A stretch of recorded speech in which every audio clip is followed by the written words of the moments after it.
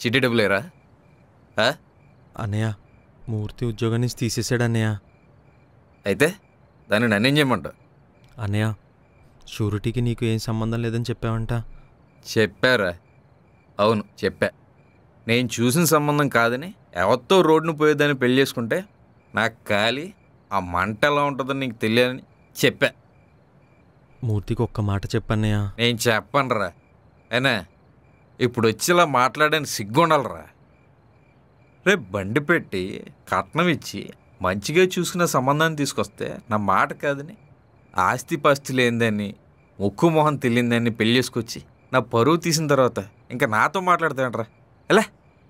అన్నయ్య నెల నెలా నీ చిట్టి డబ్బులు కట్టేస్తున్నాను కదా, మరి ఇంకేంటి అన్నయ్య? అదా అయినా చేసుకున్నా కదా దాన్ని అడుగు. మీ ఇద్దరు కలిసి అప్పే చేస్తారో అడుక్కు తింటారో నాకు అనవసరం. నెల నెల టైంకి తీసుకొచ్చి చీడీ డబ్బులు కట్టలేదనుకో ఊరుకునేది లేదు. అన్నయ్య రే నీకు నేను సాయం చేయను, ఎవరిని చేయను. అర్థమైందే?